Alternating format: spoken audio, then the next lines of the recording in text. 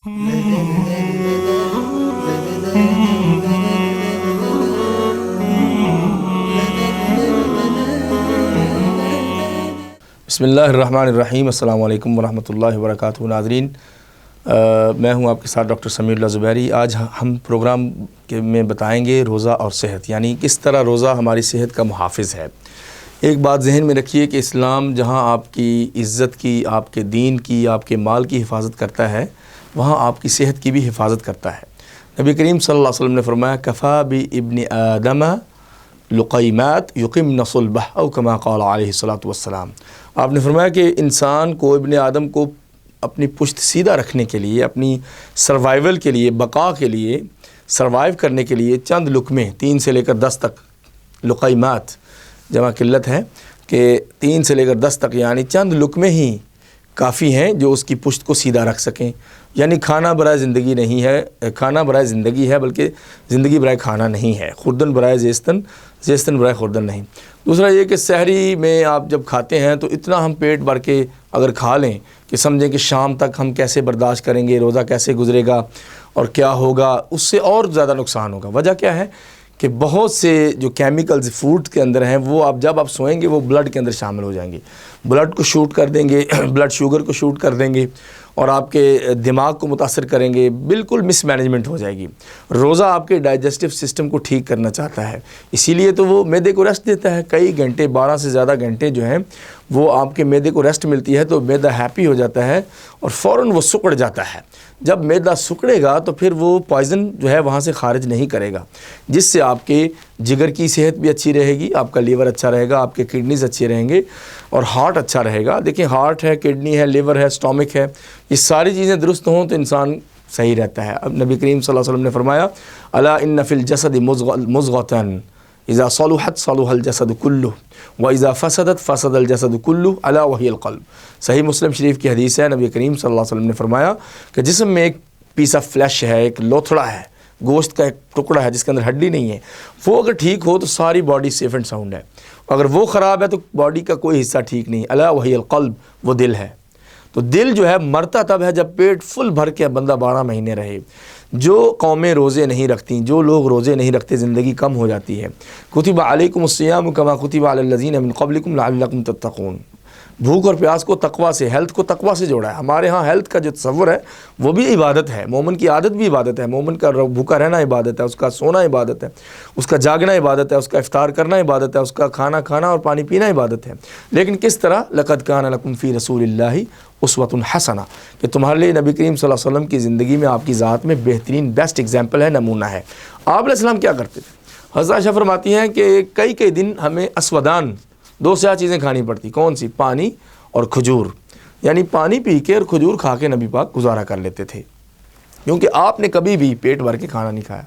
नबी करीम सल्लल्लाहु अलैहि वसल्लम ने फरमाया कि जब तुम में से कोई खाना खाए 3 हिस्से कर ले, सुलुसन लितआमी व सुलुसन लिशराबी व सुलुसन लिनफसी। 1/3 जो है उसके फूड के लिए और 1/3 जो है, सेकंड 1/3 है वो उसके ड्रिंक के लिए, और थर्ड 1/3 जो है, थर्ड पार्ट वो उसके तनफ़ुस के लिए, उसके सांस लेने के लिए। अगर हम फुल पेट को भर लेंगे तो मैदा स्ट्रेच हो जाता है, जिसको कि रेस्ट नहीं मिलती, और उसके बाद वो क्वालिटी की फूड जो होती है उसको बग़ैर हज़म किए, बग़ैर एक्सट्रैक्ट किए, वो मजबूर हो जाता है अपना बर्डन कम करने के लिए, उसको ट्रांसफ़र करने पे, और फिर बड़ी आंत में चीज़ें वो रिज़र्व रहती हैं जो कि कैंसर का बायस बनती हैं। रोज़ा कैंसर से बचाता है। पिछले दिनों जब नोबेल प्राइज़ मिला एक जैपनीज़ को, और उसने ये साबित किया कि जब इंसान 8-9 घंटे भूखा रहे और कई दिन ये काम करे, रोज़ाना 8-9 घंटे भूखा रहे, तकरीबन महीना या 20 दिन साल में, तो जो खुलिए हैं अंदर, जो बाकियात हैं, रेमनेंट्स हैं, उनको खाना शुरू कर देते हैं और आपके अंदर कैंसर के जरासीम मर जाते हैं। उसको नोबेल प्राइज़ मिला। ये तो रसूलुल्लाह सल्लल्लाहु अलैहि वसल्लम ने पहले बता दिया कि आप हर महीने के 3 रोज़े रखें, अबू हुरैरा, आप जो है ना सेहतमंद रहेंगे। फिर अयाम 20 के रोज़े हैं, 13, 14, 15, जब चाँद जो है अपने जोबन पे होता है, सफ़ेद रातें होती हैं, 20 का मतलब है वाइट नाइट्स, तो उन रातों में, उन दिनों में जो आप रोज़े रखते हैं तो वो भी आपके लिए अच्छा है। फिर सोमवार और जुमेरात का रोज़ा रखा जाता है। फिर अल्लाह के नबी मुहर्रम में रोज़े रखते हैं। फिर आप फरमाते हैं कि शाबान में अमाल पेश किए जाते हैं, और सबसे बड़ा अमल जो है वो रोज़ा है। लैसा लहू इदलुन वला नज़ीर, जिसकी कोई मिसाल नहीं और जिसके वज़न का कोई और अमल नहीं है। मैं चाहता हूँ कि जब मेरा अमल अल्लाह के सामने पूरे साल का पेश हो तब मैं रोज़े روزے سے ہوں، ویکلی رپورٹ جائے تو تب بھی میں روزے میں ہوں، اور منتھلی رپورٹ جائے تو تب بھی میں روزے کی حالت میں ہوں۔ اللہ کے نبی صلی اللہ علیہ وسلم نے حضرت عبداللہ ابن عمرو ابن عاص سے کہا کہ روزانہ نہ رکھو، لا صیامہ من صام الدہر، جو روزانہ روزہ رکھے اس کا کوئی روزہ قبول نہیں۔ اللہ کے نبی نے رحمت کی ہے، شفقت کی ہے، آسانی کی ہے، کہتے میں روز رکھ سکتا ہوں، نہیں، سب سے اچھا داؤد علیہ السلام کا روزہ ہے، وہ ایک دن رکھتے تھے اور ایک دن چھوڑتے تھے۔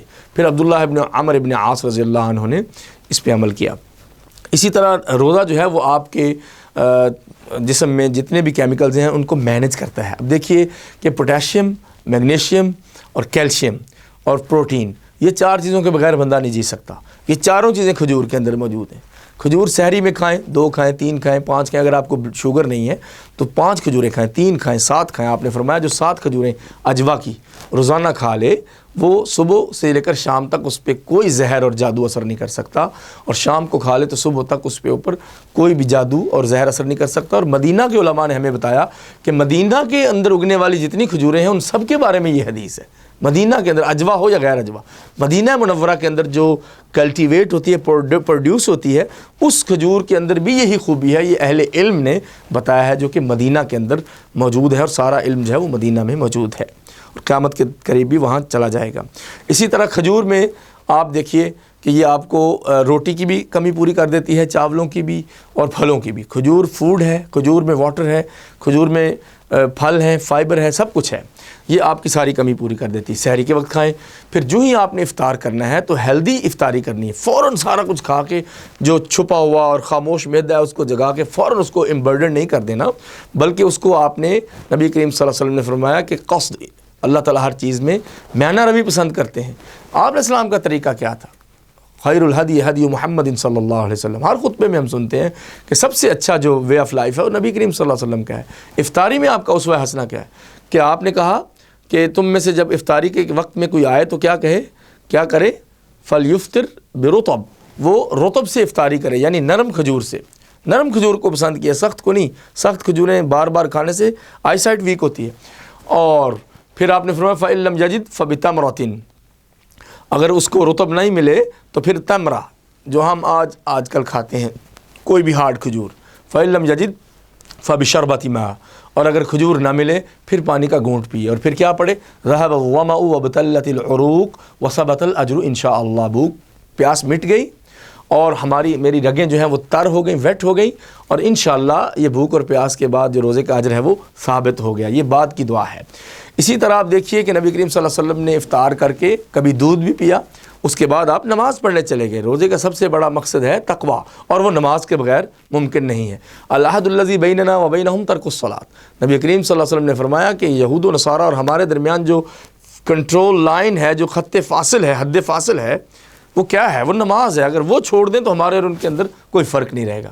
اس لیے روزہ کھول کے آپ نماز پڑھنے جائیں، جماعت سے نماز پڑھیں، اس کے بعد واپس آئیں، آپ کے معدے کو ٹائم مل جائے گا پریپیئر کرنے کے لیے، وہ ایکٹیو ہو جائے گا کہ اب مجھے کھانا ملے گا۔ اس کے بعد چونکہ وہ ویٹ ہو چکا ہوگا پانی سے، کھجور سے، فوراً جو شوگر لو ہو گئی تھی وہ کھجور سے پوری ہو گئی، اور اس کے بعد جب آپ کھانا کھائیں تو تھوڑی مقدار میں بھی کھائیں، کیونکہ آپ نے تراویح پڑھنی ہے۔ روزہ آپ کی ہیلتھ کو اس طرح بھی محفوظ کرتا ہے کہ صبح آپ جلدی اٹھ گئے، پھر فجر تک نہیں سوئے، پھر آپ تراویح کے لیے بھی لیٹ نائٹ جاگتے رہے، تو آپ کی ہیلتھ کیسے اچھی ہوگی؟ درمیان میں قیلولہ کر کے جو چھوٹا سا بریک ہے، نیپ ہے، نیند کا جو نیپ لینا ہے، وہ آپ نے، نبی پاک صلی اللہ علیہ وسلم نے آپ کی ہیلتھ اچھی بنانے کے لیے وہ نیپس رکھے ہیں نیند کے۔ آپ 5 منٹ بھی دماغ کو بریک دیں، اس کے بعد آپ کی انرجی جو ہے نا وہ A لیول کی ہو جائے گی، وہ B لیول کی نہیں ہوگی۔ پھر آپ شام تک اور رات گئے تک عبادات کر سکتے ہیں اور کام کر سکتے ہیں۔ فَمَنْ كَانَ مِنْكُمْ مَرِيضًا أَوْ عَلَىٰ سَفَرٍ فَعِدَّةٌ مِّنْ أَيَّامٍ أُخَرَ، کہ جو تم میں سے جو کوئی مریض ہو یا سفر کی حالت میں ہو تو اپنے آپ کو ہلاک کرنے کی ضرورت نہیں ہے، وہ روزے چھوڑ کے بعد میں اس کی گنتی پوری کرے گا۔ اور یہ کہ مرض جو ہے، جن کو تھوڑی سی شوگر ہے یا تھوڑے مرض ہیں، وہ روزے سے تو ویسے انشاءاللہ ختم ہو جائیں گے۔ اسی طرح آپ کی فوڈ مینجمنٹ، آپ کا blood pressure, sugar, digestive system, kidneys, اور اس کے اندر جو یوریا ہے، وہ سارا آپ کا ویل مینجڈ ہو جائے گا جب آپ کا معدہ بھوک اور پیاس میں سے گزرے گا۔ اور اسی طرح کھجور کو لازم کریں، پانی کو، اور انتہائی ٹھنڈے پانی اور ٹھنڈے دودھ سے اور سوڈے وغیرہ سے روزے نہ کھولیں۔ Prevention is better than cure, پرہیز علاج سے بہتر ہے، اور نبی کریم صلی اللہ علیہ وسلم کے کھانے میں بھی سنت ہے، آپ کی افطار میں بھی سنت ہے، آپ کی سحری میں بھی سنت ہے، آپ کے آنے جانے میں بھی سنت ہے۔ ان سب سنتوں کو ذہن میں رکھیں کہ روزے کا اتنا بڑا حکم آپ کی ہیلتھ کو اچھا کرنے کے لیے ہے۔